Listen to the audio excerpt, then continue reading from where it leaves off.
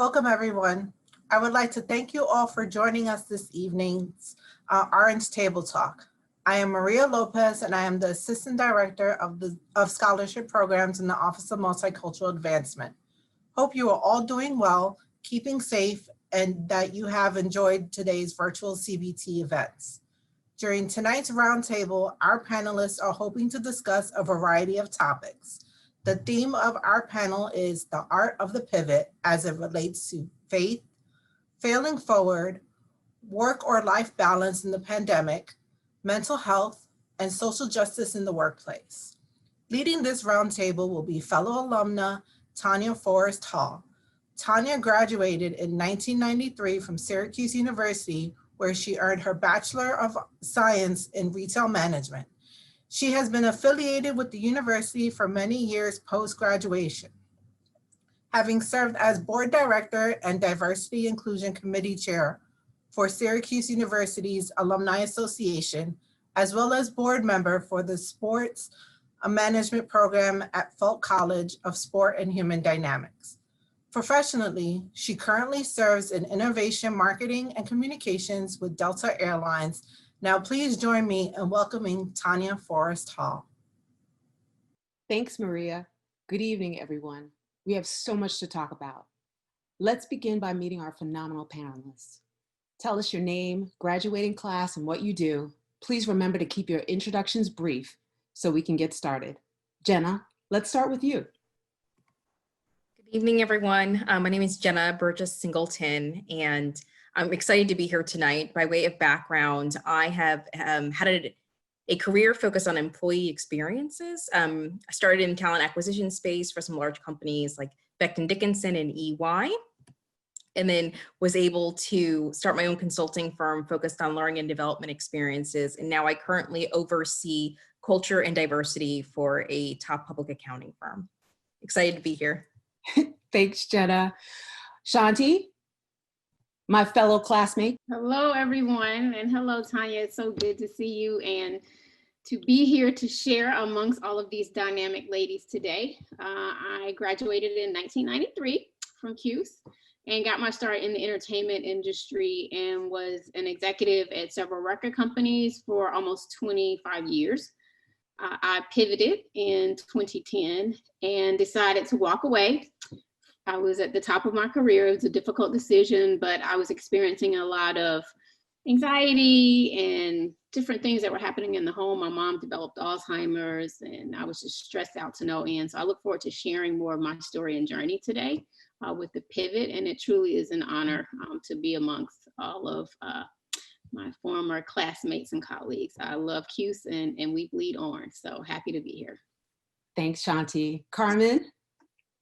Hi, everybody. My name is Carmen De La Paz. I was VPA, Bachelor of Fine Arts in Music Theater, graduated in '88, and have had a bunch of dreams come true. I'm on my 52nd television show, 8 networks. My last run was on the Oprah Winfrey Network on a home makeover show called Homemade Simple, of which we garnered 2 Emmy nominations, both seasons. And I've had a 7-year run on HGTV with 10 shows on that network. And I'm also distributed in 18 countries in Spanish language on Fox International. I am technically an on-camera host, and really what I was trained to do was to be an entertainer, but I have become a carpenter, welder, decorative painter, and a wood turner. And I'm a world-class wood turner. I've taught all over the world, from South Africa to Australia to Puerto Rico. And I had a major pivot a year ago. I had a hemorrhagic stroke, and I will tell you guys all about that. It is a miracle and a huge blessing, and I am emotional actually talking to you all, and I look forward to sharing with you, because life can make dreams come true, and in a second you can feel like it was all taken away. And I feel like I'm now starting my second act. So I'm really excited to be here with everybody. Thank you so much. Awesome. Maddie, So again, my name is Madeline Garcia. I go by Maddie. I'm really honored to be a part of this group of women here. It's so humbling to be here. I graduated from SU in 2008. Since then, I worked in HR at a law firm in New York City for 7 years, and I took a pivot because I decided to follow my dreams. I went to California, I got my master's in public health, and now I am where I've always dreamed to be, and that's in medical school. So now I'm currently I'm currently in Binghamton right this second, but I'm at SUNY Upstate. I'm a third-year medical student at SUNY Upstate, which is in Syracuse, New York, and I look forward to letting everyone know and telling you my journey and my story on how I've failed forward and I'm still here. Awesome. I can't wait to talk to you about that. Colleen? I'm glad to be here. Good to see so many familiar faces. I'm Colleen Hernandez Ayala. I graduated the School of Architecture in 1989. I've had many pivots in my life as well as many of the ladies have explained in theirs, professionally and personally. Started working in a large architecture firm in Chicago and over the years have become an entrepreneur and worked in community redevelopment and am now a principal in an architecture firm in Washington, D.C. And I lead our mixed-use multifamily design studio, and we work on large urban redevelopment projects in the District of Columbia around housing and transit. So very excited to be here and very excited to share my story with you all as well. Awesome. Malise? Hi, everyone. My name is Malise. I graduated in 2015, and I currently work as a global communication strategist for a boutique company called LAI Communications, and I have some of my own projects that I do, but I've had the pleasure of working with some brands like Chipotle, doing conferences for the National Urban League, TD Jakes Film Festival, so kind of a wide array of different things. But I got my master's at Loyola University Chicago in global strategic communication, and I'm excited to talk about my pivot. I moved, out of the country. I live in London now, so it's like about 9-something, 10-something over here. But yeah, I feel very honored to be on this panel. I am Our Time Has Come scholarship alumni, so I feel very grateful, and I love the Office of Multicultural Advancement. So it's such a pleasure to be here. We're happy you're here. And Ms. Wilcox, Gwen. Hi, good afternoon to everyone. It's really my pleasure to be here, in part because I have been involved with CBT from its inception, was one of the founders of CBT. So every time that we have another CBT, it just makes me feel so great that we are able to get together and see how much CBT has grown. I'm a partner in a labor law firm in New York City. I graduated from Syracuse in 1974, and I was actually a social work major, and so that's one of my internships really allowed me to think about going to law school, and I've always wanted to do something in the law. And I have, I represent unions and workers in my practice. And so I would say that probably the most significant pivot has been really dealing with COVID this year. I represent healthcare workers, and so that's been challenging, and I'll be glad to share some of those experiences with you. Great. Great. Thank you, ladies, for your introductions. And before we get into the discussion, I encourage our Orange audience to engage with us by submitting any questions or comments in the Q&A module, as later on in the session, we will be taking questions and comments as well. So, okay, formalities have ended. This is not a typical panel. This is a roundtable discussion where we're gonna kind of vibe off of each other. So I wanna start off before we move forward at all, to start from a place of gratitude, to thank you ladies again for coming to the Orange Table to share your thoughts and your experiences on pivoting. I also want to thank Rachel, Maria, Miko, Marianne, as well, and Emily, and as well as all of the other Office of Multicultural Advancement staff for bringing us together, because these phenomenal women at the Orange Table have amazing stories to share. I hope that in spite of our physical distance, we can uplift, encourage, and motivate one another through our stories and our thoughts. So let's go. You guys ready? We're gonna, ladies, we all know that we make plans and God laughs, right? So, which is basically, it's a loaded statement, right? It's basically a faith-based way of describing the most divine pivot in 2020, Lord in heaven. That is the biggest pivot of it all. Most of us welcome 2020 with vision boards, plans, and enthusiasm. Then March hit and we went from let's do this to what do we do now? So speaking of that, Melise, you literally described your move to London this way to me earlier. First off, what motivated you to make that move? So honestly, it really started with Syracuse. So Syracuse opened up my eyes to global citizenship. So when I was at Syracuse, I studied abroad 3 times. I did a program called Eurotech, and we went all over Europe, and we started in London. So that was my first time in London. I did Asia Tech. We went to Malaysia, Singapore, Thailand, and then I did another program in Jamaica. And while I was doing all of these things, I was like, you know what, I really want to be able to, I had a minor in global enterprise technology. And I was like, I really want to work in global communications. So when I went to get my master's, I was still working and going to school at the same time. And I kind of was like, okay, like, I think only way for me to get the experience that I want globally is to move. And so I kind of just was like, if God has placed this on my heart, it's not really my idea. I think that it'd be best for me to go. And London was the place that I feel that he was calling me to. So I had all these big dreams. I knew that I was gonna have this like super glamorous life, flying from country to country, you know, being on the other side of the world. I was closer, or I am closer to a lot of different countries. So I just knew that it was gonna be fabulous. And it started off that way. So when I came, I was doing a number of projects and I was like, oh, this is great. Like, you know, I was working with some UK artists, went to do a conference in Spain, produced, and just was just like, okay, this is wonderful. And then COVID hit. It was literally, I think I went to Spain and it was the week later that everything shut down. And so I was like, wait, this isn't real life, because I didn't come to London to be in the house. Like, I came here to jet set.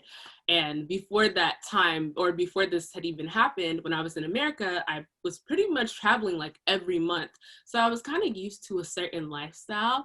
Miko always makes fun of me, and she laughs and says that you know, I'm a jet setting rock star. And so I was used to this thing of where I was like, okay, I was so tied up in like the events and just these things of what I thought was gonna happen. And when the pandemic happened, it shifted everything.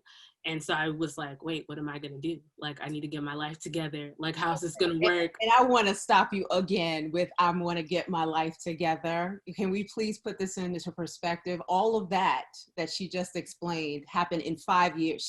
She graduated in 15. So that is when sometimes you have to take a step back and really take a look and take stock at all that you have achieved, right?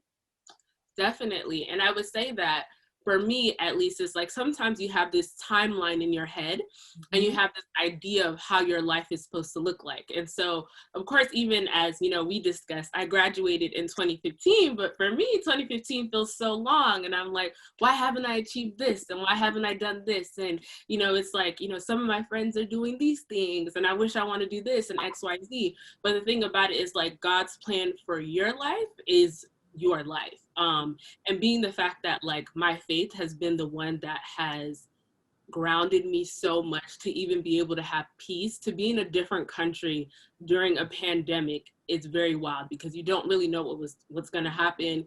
It's not like I have like full rights here or anything like that.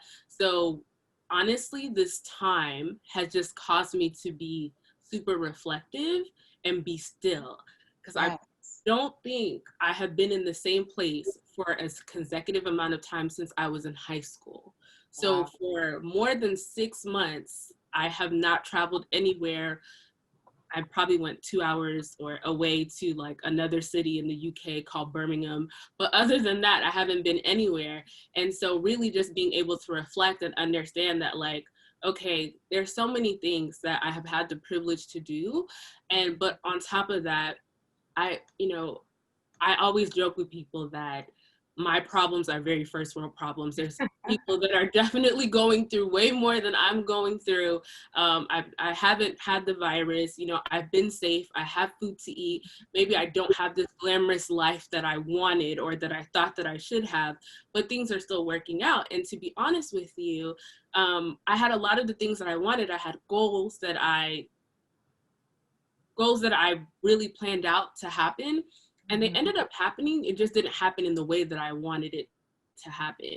So I had the opportunity to work on a project in Nigeria, a foundation in Nigeria called African Silent Heroes, which is for a project for all of Africa to honor people that have participated in COVID. And I've been able to work on that remotely. And one of my biggest things was, being that I'm a first generation American, I wanted to be able to be more connected to Africa. And there's a lot of opportunities that have happened throughout. I've had the opportunity to work at the London Business School, but that came out because they moved remotely to teaching, and they needed a teaching assistant that would be able to like be tech savvy, things like that. So sometimes we're in situations that feel like it's the end of the world, but it's really not the end of the world. It's more like, God is showing you that what can you do with the little that's in your hand, and how can you be a good steward of the things that are being given to you. So I feel very grateful. Sometimes, it's almost as if like, man, maybe I should have done this, or maybe I should have done this, but it all goes back to just the stillness and knowing that like, whatever God's plan is for you, it's always going to come to pass. Like, and for me, for my faith, I always like go back over the scriptures, and because it's very like comforting for me to know that like, God would do exceedingly and abundantly more than you could ever ask for. And so amen. That's Carmen, what I think you kind of relate to that. I think you could say an amen. Amen. Yeah. My goodness, yes. But now, speaking of faith, Carmen, these last 12 to 18 months have been extremely life-changing for you. Let's rewind to 2019 and tell us about what you've been through. Yeah, it was August 16th, and the day before I was mixing cement and cutting wood. I was in Wisconsin at my mom's house, which is actually where I am right now. And I was fixing her foundation because it's what I do. I'm on TV, I'm a makeover person, but my business is design, renovation, carpentry, construction, and I was home helping my mom. And the next morning, I was taking a shower, and all of a sudden I saw blue lights everywhere. And I found myself laying in the shower, but I don't know what happened. It was everything that I could do to get out of the bed. And I laid in the bed for 7 hours. And my mother was like, I'm taking you to the hospital. I was like, no, I don't want to go to the hospital. I'm taking you to the hospital. And she took me to the hospital finally, 7 hours later.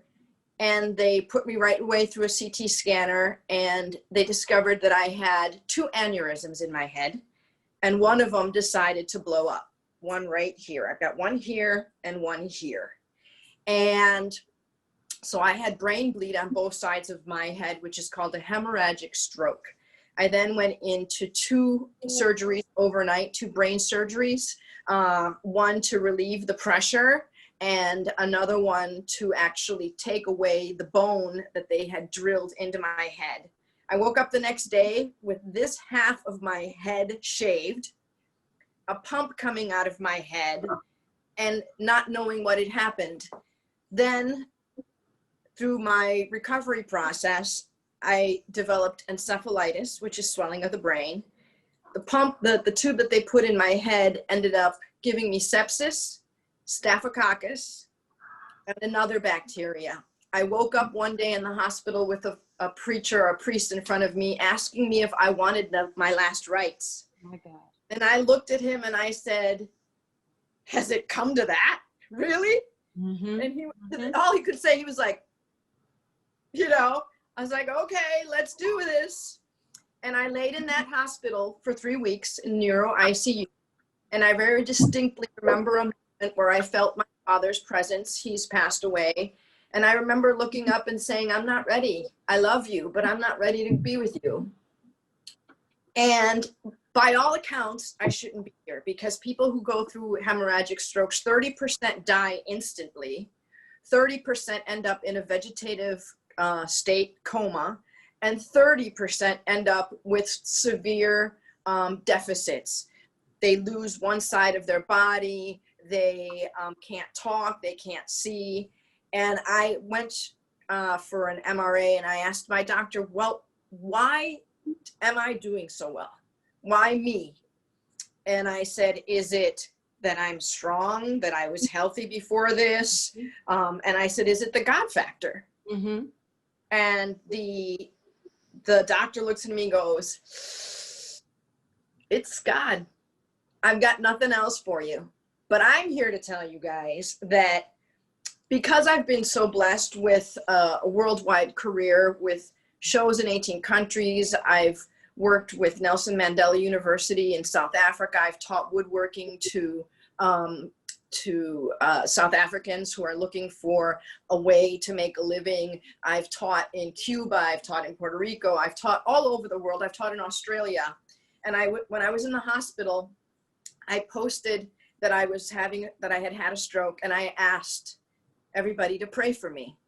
And I firmly believe that there were so many people praying for me all over the world that God was like, okay, all right, we're gonna leave her, we're gonna let her stay. And I can say that I'm resilient, I can say I'm strong, I can say I'm all these things, but if you really, really ask me why I'm here, it's because of prayer and because of a cohesive energy that came together to ask the other side to let this kid stay here. Everywhere that I have been in my life, I'm the short Puerto Rican who should not be where I am. Mm-hmm. The short Puerto Rican should not be cutting wood on HGTV. The short Puerto Rican should not be from Wisconsin, should not be in 18 countries on Spanish language television. Trust me, I had a hard time with the Spanish, but we faced the challenges. And I'll be really honest with you, there have been moments in my recovery where I'm like, God, why didn't you just take me? Because it's been so hard. Because I've had to put my career aside, because everything stopped. Everything stopped. And then comes COVID. Now, I was already isolating before you guys because I was recovering from a stroke. And I've been wearing a face mask for the last 25 years of my life because I'm a carpenter. So these are things that started for me a lot earlier, but there is an amazing opportunity to really look at what's next. And that's really all I'm asking. I'm asking God that, you know, as I've shared with Tanya, I've always lived a big and a bold life. And I always ask, and my prayer is, use me as an instrument for your greater good. And right now I am at a loss. I am at a loss with what's next. What do I do? I'm getting but you know what? You said to me last night that you are actually even better. Now, mind you, Carmen is actually being very modest because she also plays 9 instruments on top of all the other things that she does. And after going through this huge brain event, she first did, you finish it, you asked your mother. The fear is that the whole time through this process, the doctors are telling you, you're not going to be the same. You're going to see some major changes. You're going to have to completely change your life. And so, of course, the first thing that a good Puerto Rican's got to do is find out if they can dance salsa.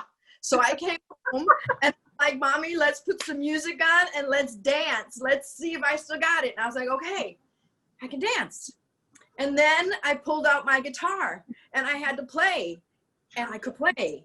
And then I wanted to sing, and the only thing, my voice was a little strained, but I could sing.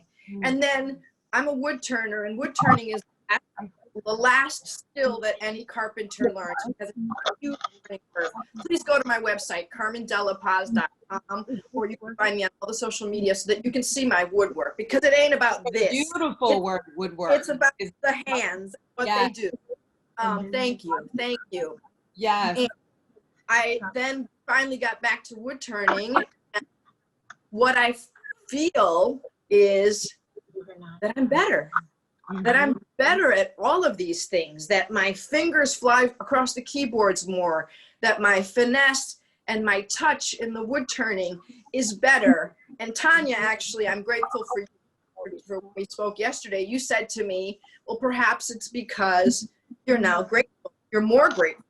I mean, I've always been grateful, but I think you're right. And I thank you for that. I thank you for that, because it comes from the wanting to not have to give up passions, not have to not create. To not create would be like, kill me, shoot me now, you know? And the stroke didn't get me. And all the things that I do and I love, I do. And to a certain extent, I feel like I do them better. And so now with the whole COVID thing, I'm still on hold. And I'm in talks for a new show, a new TV show. I had another show I was supposed to do for the History Channel, and because of COVID, we didn't go into production, but now I'm in talks for a new show. And I'm really hoping that, you know, it comes to fruition, because I just have such a hunger and a yearning to do what I do, empowering people on television with power tools. And I want to get back to me. And a testimony, right? Amen. Amen. Yeah. Yeah. And, you know, Tanya, yesterday you said, you know, well, maybe it's a good thing that all this stuff hasn't happened yet, because you're not ready. And it's true. I still have stroke fatigue, where you're just really exhausted. And I think that if I had to go into production right now and build an outdoor deck, I probably couldn't do it. And so at the end of the day, I think we all have to understand that God has a divine purpose for all of us. And we, especially as women of color, and I'm 33% DNA from the Congo, I'm 48% European, and I'm 17% indigenous Taína from Puerto Rico, which means I'm 100% Boricua. But at the end of the day, God does have a purpose for us. And Tanya, you made it very clear to me yesterday that, you know, sometimes we do need to be still, and we don't appreciate that. And out in thinking about the word pivot and what we're all doing in our own different way, if you're a dancer, to pivot is not that you're going away. To pivot means that you're just changing directions and going forward with the same inertia that you were doing before. So a pivot is really how you choose to use that pivot. And I'll be honest, I'm still figuring it out. Come see me, check me out in a few months, because I have no idea. But I'm finally, honestly, at a place of accepting, allowing, and letting go. And for a woman who has wanted to be in control all the time and has all this stuff going on, those are probably the three biggest and most difficult lessons that I have had to face in my life. And so we all have faced adversity, but how we choose to deal with our adversity is what changes or forecasts the outcome.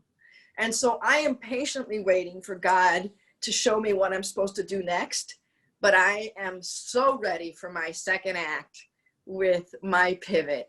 And I feel blessed. And this actually is my first time doing an event and being back with, you know, in public again. And it's a big deal for me. And so thank you, SU. I've been a part of the Aaron Sorkin program in LA for many years, mentoring the students every year. It's something that has been very near and dear to my heart.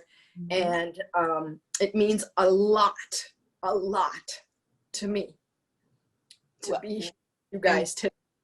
So thank you. We are so happy that you are here. And I know for a fact the next act is going to be the best. The best is to come for you. I know this. I know that to be true, hands down. Maddie, I know that some of what Carmen said resonates with you. Can you agree? Yeah, I completely agree. I've been so moved by Carmen's story. My voice is shaky because I was literally got like goosebumps just hearing it, and it's super powerful. Someone in the chat put that prayer and faith changes everything, and I 100% agree with that. I feel like a lot of what I've gone through feels like I'm not supposed to be here, but then there's God, and God is the one that makes the plans for us. I guess I can start by sharing a little bit about how I got to med school, because it says a lot about my journey and my story. But I was born and raised to Dominican immigrants in the Bronx. That alone says I'm not supposed to be in this like white male centered career.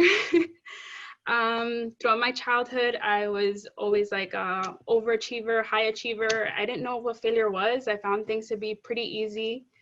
When it came to school, it was like, I guess, a good setup for, you know, going ahead and applying to med school.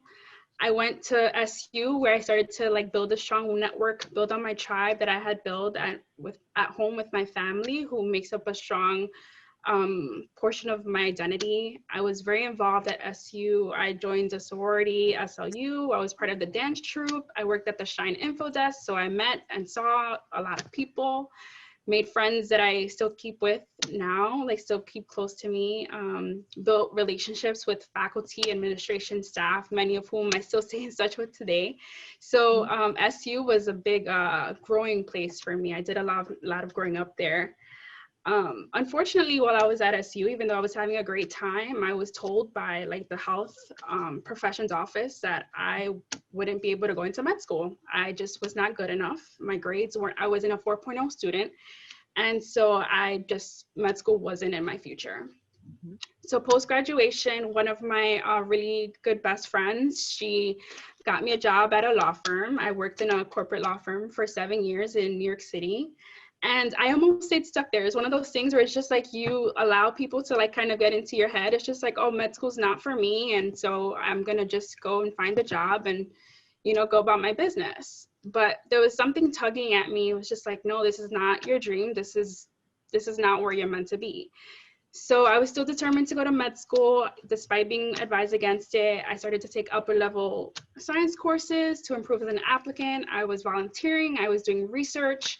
I was studying for the MCAT, which is the medical school entrance exam. I was working full time. I was paying my student debt. I moved out.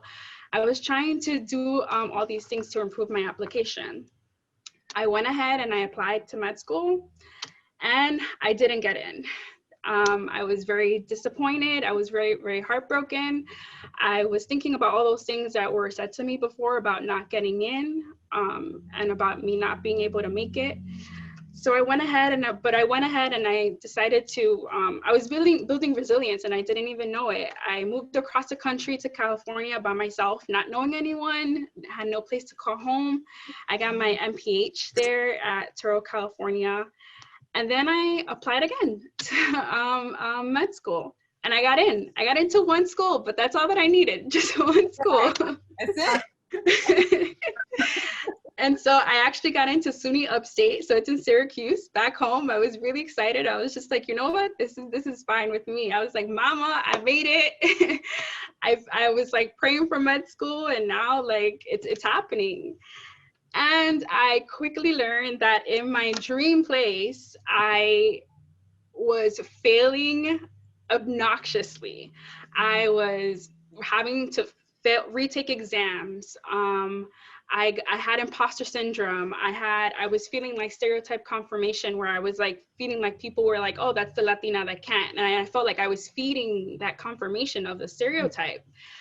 And so when I started med school till like almost now, it's just been like I've failed at so many points. It's just like, no, like how is it that I'm at my dreams place right now and I'm still failing? It was really hard to grasp.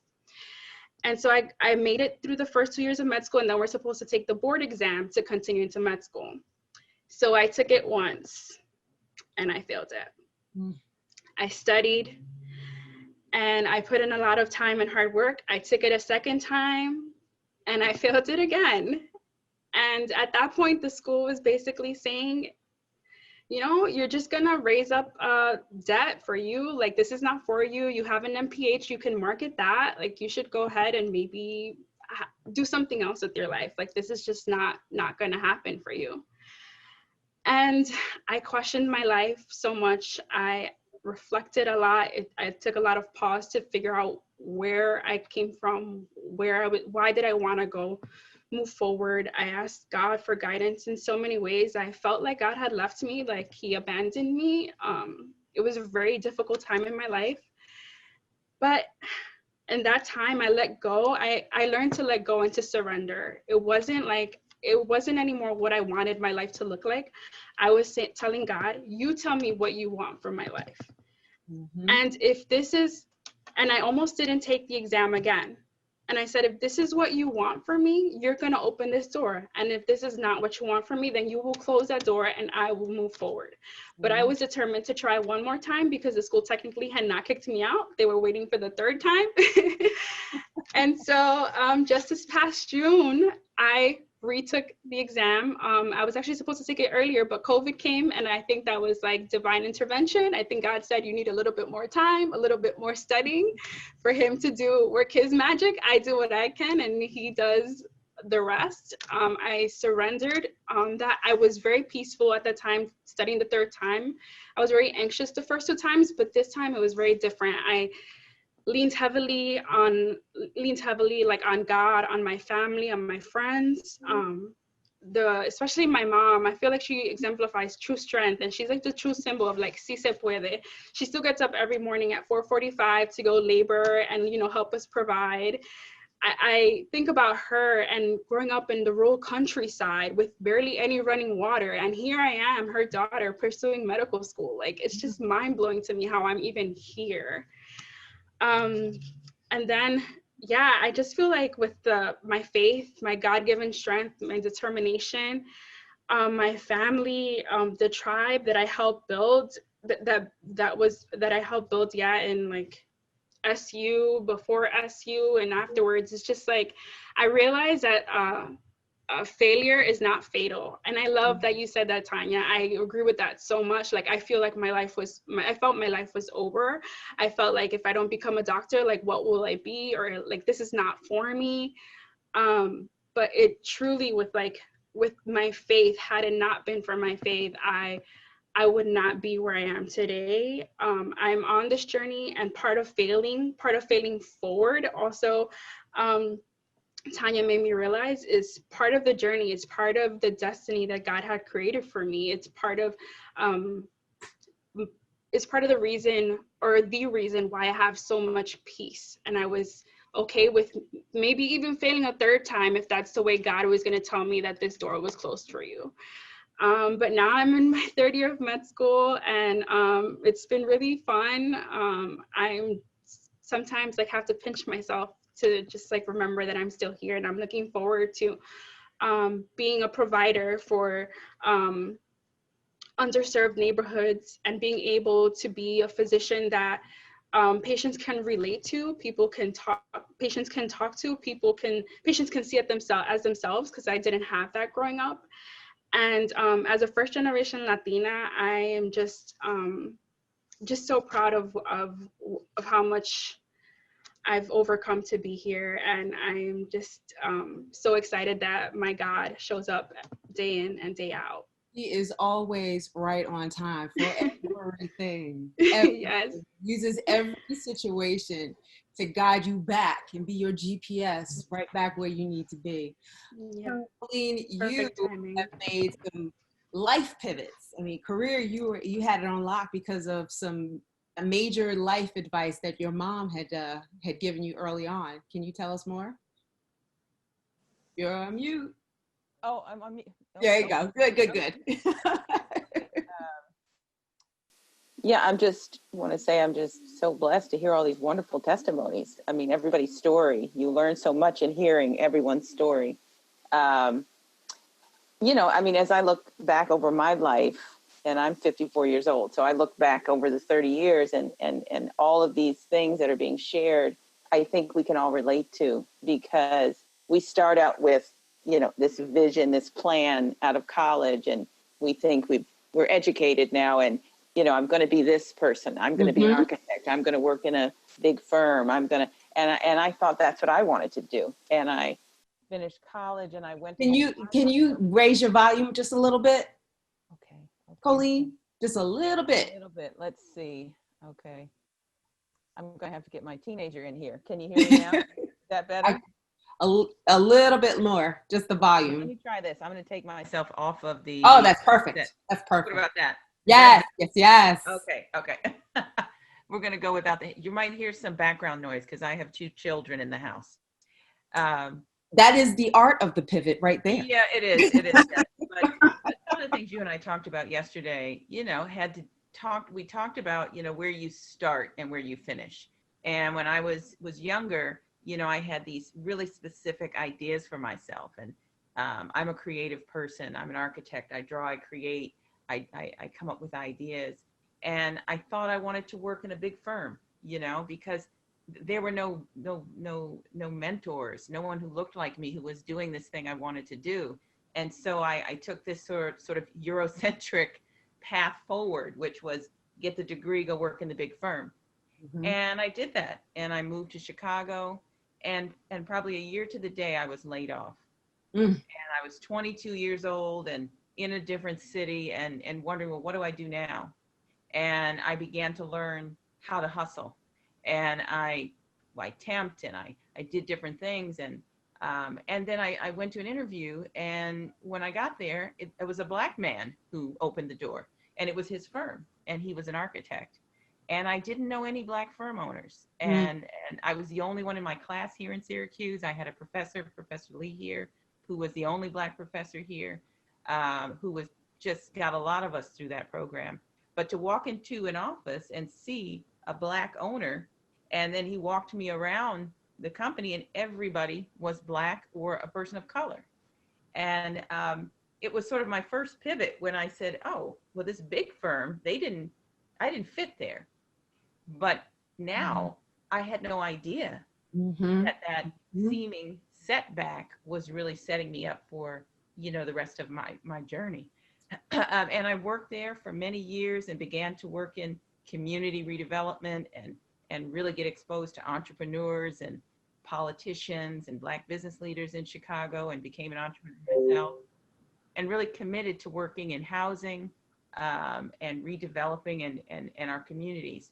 And it really is the foundation of everything I've done, you know, moving forward. And I think the thing that you and I talked about yesterday, Tanya, was something my mother told me when I was young and single. And she said, make sure you do everything you want to do when you're single. And I was like, well, what are you talking about? You know, she said, before you have other responsibilities that will pull you from that thing that you want to do for you. And I never really understood that, you know, and I was a person who had a plan and had some different pivots along the way, but really saw myself as an entrepreneur and wanted to build a business and was on that journey. And then late in my life, all of a sudden, I got married. I thought that had passed me by. I was 36 years old and began to have children. I had children at 37 and 44. And by then, that magic number, right? What did you say? That magic number 44. 44. You can have a baby at 44. And the nurses would say, you're 44? You must have really wanted that baby. I said, yeah, I did, you know. But it was just looking at how God put certain things in my life later in my life. But then I'd also kind of moved up the professional ladder. So now I'm called, how do you keep these things moving in balance? And it's very difficult. And I realized that you have to free yourself. You have to realize that you're on a journey and you have to commit to the journey and decide what you can get done to satisfy all of these different things. I'm certainly not somebody who believes in the notion that you can have it all. You know, people say that. I think having it all is defined in its own way, but I think balance has to do with having it all. And so the journey of growing professionally and having a family has really been a challenging one. And then also, you know, in my life, because of my age, I also have the aging parent, right? So you've got the career, the children, the husband.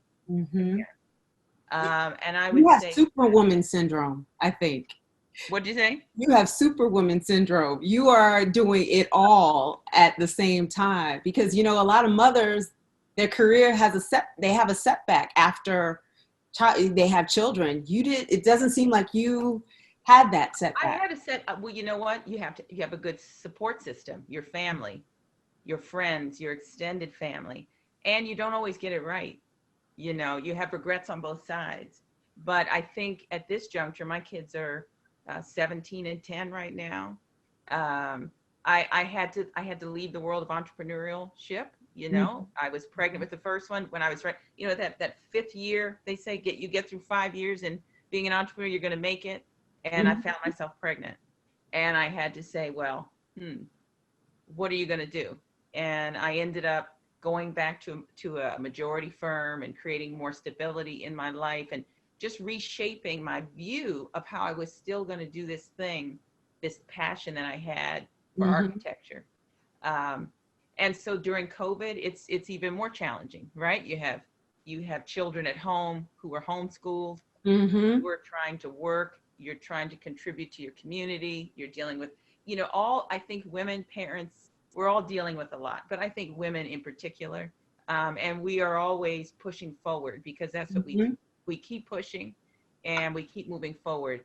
And I think the lesson is knowing that God is going to keep you where you need to be, you know, and forgiving yourself every day, you know, setting goals that are attainable, and making sure that you're taking care of you so that you can take care of that extended set of responsibilities. And I know you and I talked about that idea of, you know, you can't pour from an empty cup. You can't because if you don't, you have nothing left to give, right? You have nothing Not left at all. to give. Yeah, you have nothing left to give. Shanti, you know that phrase resonates with you more so than anything else, whether we're talking about the pivot or even just living in your purpose. I think that was the basis for you forming Silence to Shame, right? And October 10th was World Mental Health Day. Tell us a little bit more about your journey. Sure. First of all, I just want to, I'm emotional right now. So y'all might see me crying, and some of you guys, I almost cried on your stories, and Maddie and Carmen and everyone. I just want to say God bless you, and I'm going to add you all to my prayer list. It's just so humbling and inspiring to see such amazing women from the CUSE doing incredible things. And so it really is an honor to share a little bit of my story. So, you know, I came out of SU in '93. I think a lot of folks that knew me back then knew I was the young girl on a mission to work in the music business. I sacrificed a lot on campus to go to conferences and, you know, missed out on some things socially because I was trying to chase that job in the music business while I was still in school. And I landed a job working for LA and Babyface and got to work with Usher and Outkast and TLC and all those amazing artists in the 90s. And it was awesome. I had a really great career, and I say that in the most humbling way. God took me around the world, helping to launch the careers of amazing artists. And even when I moved up to New York City in the 2000 decade and became vice president of marketing and senior vice president of marketing at Sony Music and got to work with Prince. I mean, it was great, right? I thought I was living the life. But, you know, I still had not dealt with the fact that my father died by suicide when I was 7 months old. And growing up in African-American culture, my dad's Indian, but my mom's African-American. So we grew up in African-American culture in Atlanta. We didn't go to counseling. We didn't talk about it. For years, I was really upset and angry at my father. So I kind of hid a lot of those feelings, right? And just tried to be successful as I could in school and to be there for my family and to be the best friend that I could be. And then once I got into the entertainment industry and started dealing with some of the pressure and stress of working in such a high-paced industry, I didn't know how to handle those feelings and those thoughts. I didn't understand the concept of mental health, or that notion of self-care and wellness, because working in entertainment, you know, it was the more hours you worked, hashtag team no sleep, the better it was, the more you were celebrated, the more money you made, the more trips you did, right? And so I really, really got to a point where I was angry a lot, I was frustrated. I was stressed out. I was, either gaining weight or losing weight, not sleeping enough. And I remember in 2001, when I was at Arista Records in New York, that was the first time where I was dealing with adversity in the workplace and a lot was going on. And I said to my boyfriend at the time, I said, maybe I should just kill myself. And it really scared me that I uttered those words because it was something that my father had done. And for all the things I had accomplished in life, right? All these amazing opportunities, incredible family, I still had those thoughts of was something wrong with me because my dad took his own life because we didn't talk about it. I didn't understand it. So fast forward, I went to counseling for a little bit, but I made my pivot in 2010. I was at the top of my career. I was executive vice president of urban marketing at Universal Music Group in New York City, making almost $500,000 a year, corner office, the Range Rover, all those things that we think we need, right? That we aspire to have. It meant nothing. I lost my uncle that year who helped to raise me. My mom developed dementia, which became full-blown Alzheimer's. And I was in a taxi riding up to Harlem in New York City for a work assignment, and my entire right side went numb. I'm not lying, from head to toe. Can you imagine your whole right side going numb?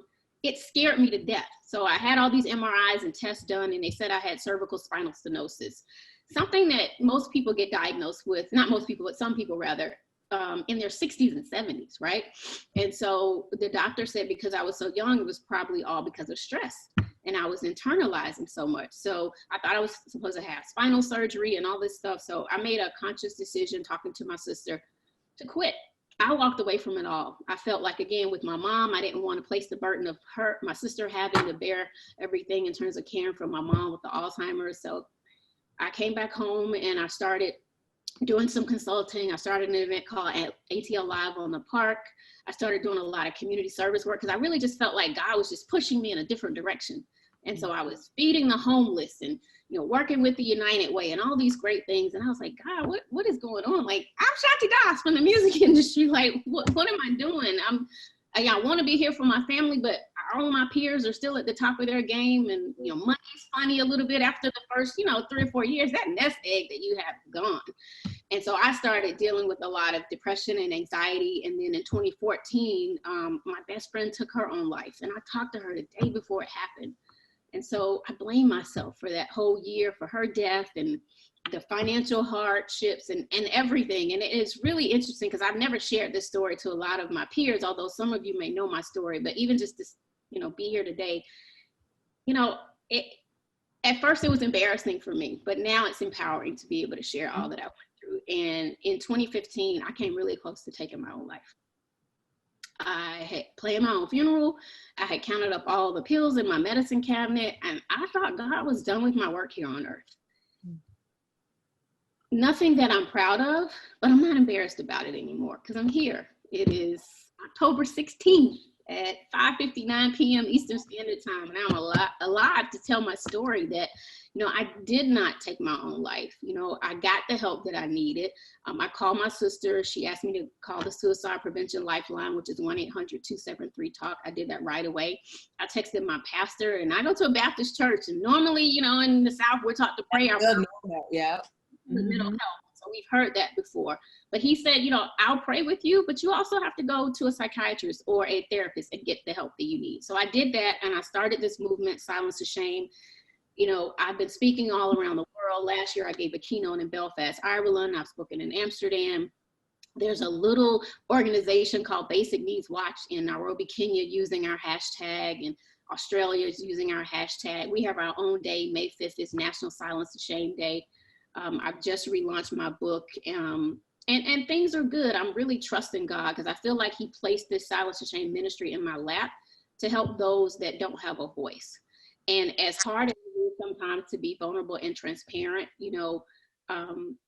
I know why I'm here now. I know what my purpose is. And I used to think it was 2 legacies, right? Shanti and music, and then the legacy now of what I'm doing with mental health. But it's one life, it's one legacy. And I have to be able to trust God and honor him and do the work that's needed. The only thing I will say, and this discussion is about being open and transparent, if my sister was the one who helped to raise me when my dad passed, I'm gonna try to get through this. Yep, saved my life. She died last year. from a blood clot that we think led to a stroke. And it's funny, when I was first asked to do this panel, I was supposed to be home, but I came to see my mom because I can only see my mom because she's in a facility once a week. And so it rained and I had to move the trip. So now I'm sitting here, my sister's home. I'm in Charlotte. It's so weird with her not being here. And she had just gotten her graduate degree to become a counselor. And we were both going to be working in mental health. And so this mission that God has put me on, I'm like, God, how can I do this work without my sister? How? And so we talked yesterday about grace, and I'm giving myself the grace and space to continue to heal as I try to heal everybody else. But I do know that this is my purpose. I'm going to honor him. I'm going to honor this work. If I get one call a week, I get 4 to 5 personal friends, strangers. Can you help my cousin? Can you help this person?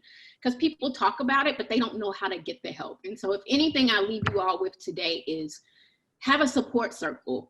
You know, mental health is wealth, right? If you want to call it brain health, brain power, if you still have that stigma going on and you're embarrassed to talk about it, just know that it's health, right? It shouldn't be mental versus physical, right? It's mind, body, and soul. And I have this new brand I created out of COVID called Yeah Wellness, where I talk to celebrities about mental health. And I am knocking down stigma one person at a time for communities of color. And I'm extremely honored to do this work. We partner with the NFL Players Association, the AIDS Healthcare Foundation, Jack and Jill. It is a true honor to do this work. And I am a wounded healer, but I am committed to doing this. And I'm grateful that I was able to share a little bit of my story. And if you want to hear more, my book is out now, Silencing My Shame. It's available at shantidas.biz. Thank you. And I just want to add one last thing from a spiritual perspective. So I pray in the morning and at night, but I was reading this really good book called Pause. And so I've started prayer pause in my life. And what that is we all have a smartphone. So I set a daily reminder at 12 o'clock and 4 o'clock. And it's church bells that come on. And I stop whatever I'm doing. Even if I'm doing a webinar, at times I will just say, I'll step away for like 3 or 4 minutes and I will pray for myself. But the cool thing is I'm praying for someone else. Mm-hmm. So Carmen, I'm adding you to my prayer list. Thank you. Tomorrow and everyone and your intentions on this call, because I do think that there is power in prayer and the number of people that pray and power in numbers. And I love SU, and I look forward to being able to do more and be of service in this community. And God bless you all. Well, before I transition to Jenna, I just want to let you know that you are not doing this alone. You are doing this with your sister right there with you. She may not be there with you physically, but she has not left you at all. I just wanted to share that with you. So we've talked about faith-led pivots, career, life, and wellness. Now we're going to take a hard pivot to talk about social justice in the workplace. It's no secret that women of color have been on the forefront of fighting injustice, racial injustice, and the racial reckoning of 2020 has increased the focus. Jenna, as a diversity and inclusion executive, what are the effects of recent events on the workplace environment? Man, well, one, it's hard to transition, hearing these stories. And what I so appreciate is that so many of our stories have intersections. Mm-hmm. And I know that I see everybody responding to each other's stories and be like, gosh, there's a piece of me in there. And I think that's what's really powerful about the discussion today around diversity, equity, inclusion, and belonging. It's that, at the end of the day, we all have these really humanistic experiences that we all go through and connect us. And we need to now at this point have a focused, heightened concentration on inequity in that story. Mm-hmm. But at the end of the day, I think that this is feeling so connected because I think so much of your stories I know have been part of my story. And it's just, I really appreciate everyone sharing and that we're here today. I think that the landscape for diversity and inclusion at work has made a pivot. And I think that's the good news in what's happening right now. Do I think that the challenges and the stories have changed? No. Do I think this is something that that everyone on this call has likely experienced? What we're seeing in our headlines and what we're seeing for our own family members, what we're seeing for ourselves personally. So there's definitely an exhaustion, I think, for a lot of us where the story is not new. But where I'm encouraged in the work that I do is that more folks are coming to the table. And, for better or for worse, COVID has created a pause, so to speak, for a lot of the world. And it's creating some space for some conversations and some work that, not only has been happening, but needs to be accelerated, supported, financed, and given a lot of attention and love. And so I'm excited to be in this work at this time. It's interesting from a practitioner standpoint, because I feel like there's a bit of frustration because we've been trying to do this work for how many years, and now our executives are looking to us and saying, well, gosh, move faster. And why isn't this done? And yeah, for sure, here's your budget. And I think for a lot of us, we're like, oh, okay, so now I can do this. Now I can go as fast as I want. And by the way, it's still just me, right? Where's my team? Where's the additional stuff? And I think that's the other piece that a lot of us aren't talking about. I get called weekly for jobs at this point because everybody wants a D&I practitioner, right? Everybody wants to add this to their business model or accelerate it in their business model. And I think what's been really disheartening in the interview process, I'm really curious, what are you looking for? And, what are your expectations of this role? And I keep hearing the same thing. Well, I hope you can roll your sleeves up and make it happen. It's just going to be you. And I hope. So you basically eradicate everything. You can untwine everything in one magic wand waving element, right? Yes. And my favorite part is, we just want someone with passion. And I'm pretty candid. You'll notice this through this testimony. I'm like, there's nobody in this work who's not passionate. Nobody wakes up and says, you know what, let me go fight the good fight today. It's hard work. It's no joke. I hear the worst part of people's experiences at work every day. And I have to be that safe space, but also show up and be the executive that I need to be a partner to folks who don't understand my experience at all. And so there's no lack of passion in anything that I do. My first protest was in 5th grade.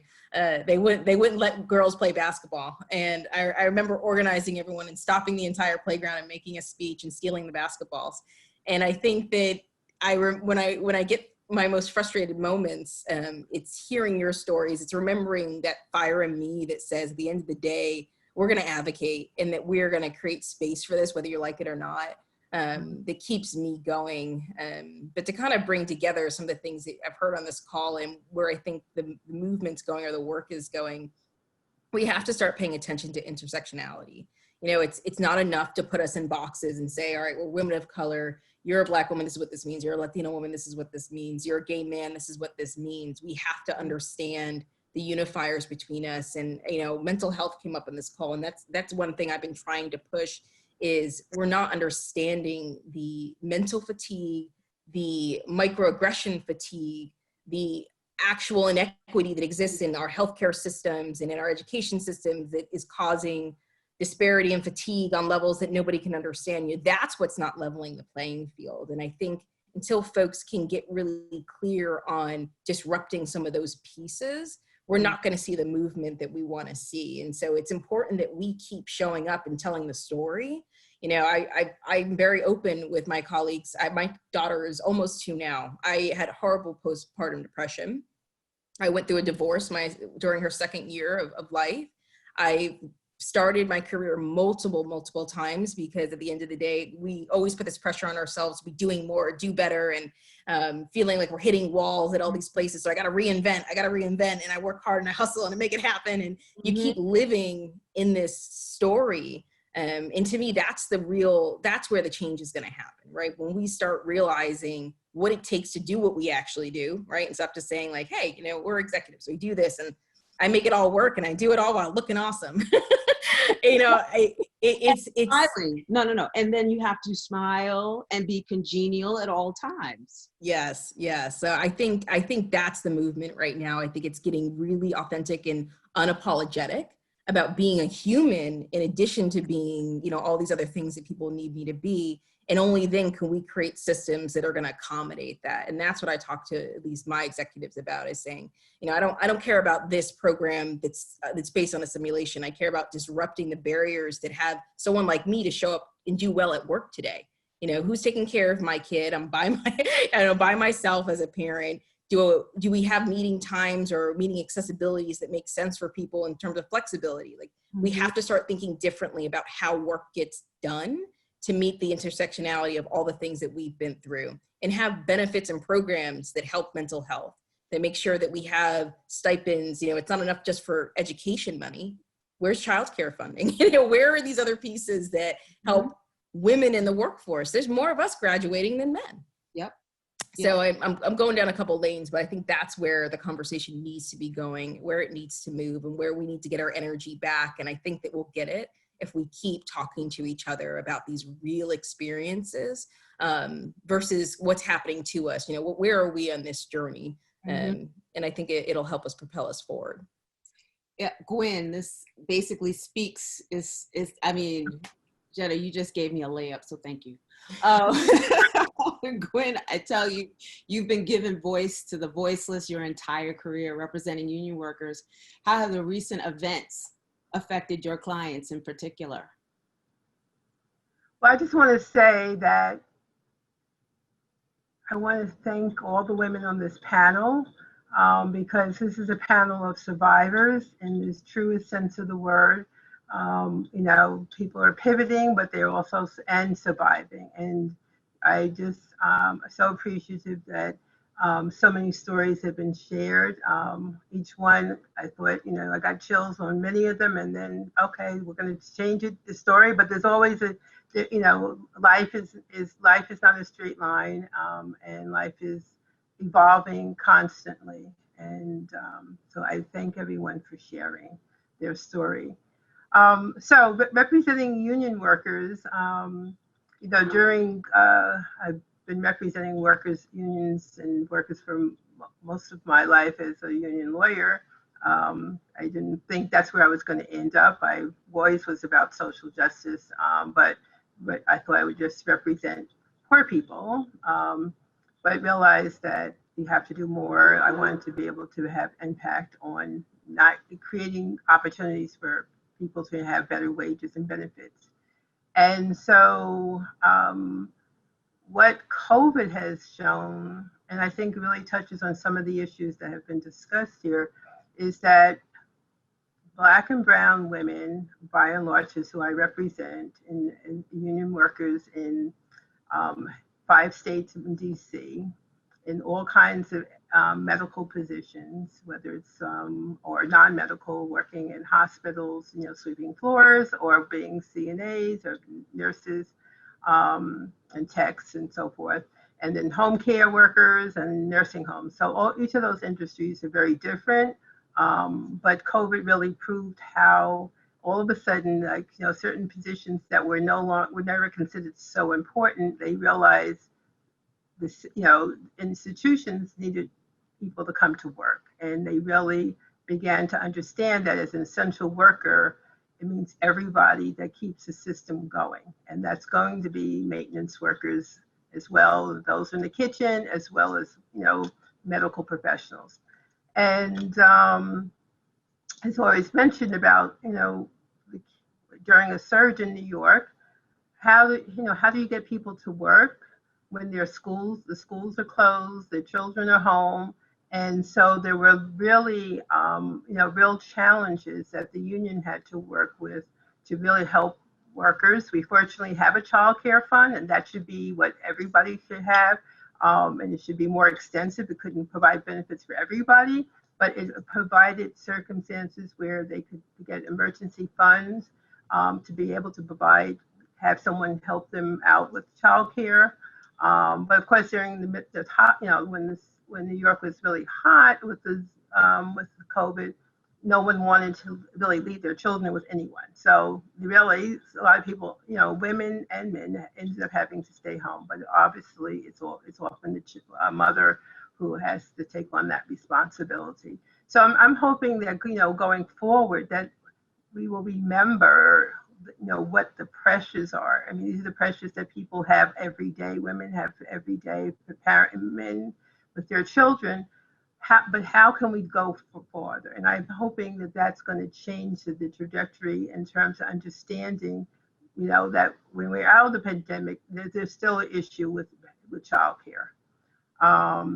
And so and when you talk about mental health, I mean, the stories that we're told, there are healthcare workers who are suffering now. We're suffering in the height of the pandemic.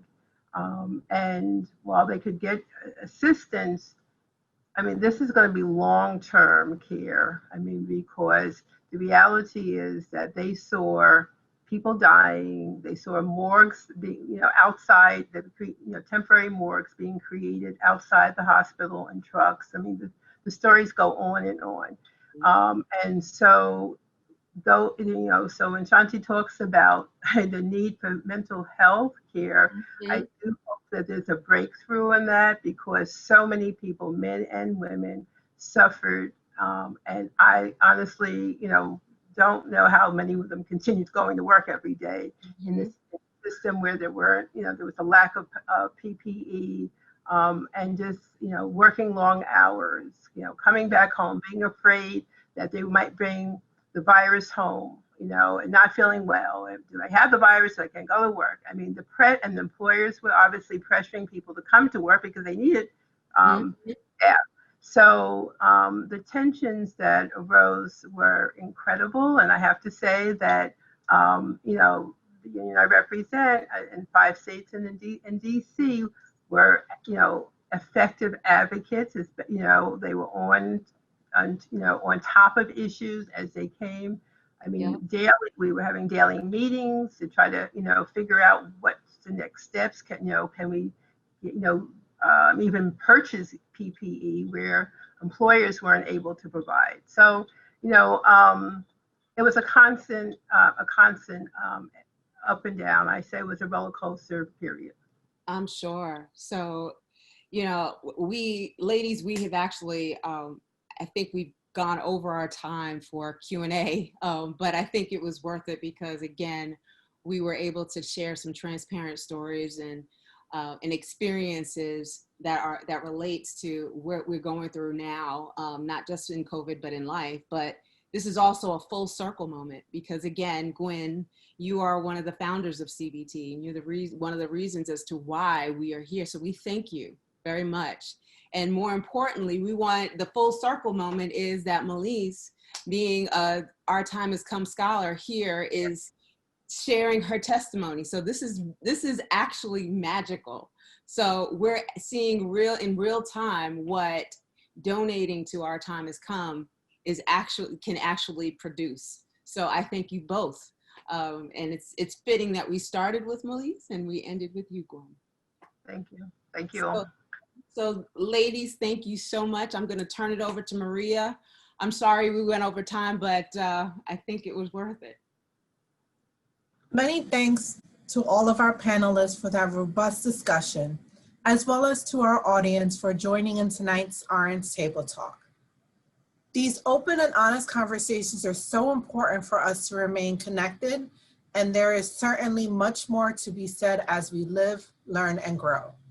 Again, thank you for taking part.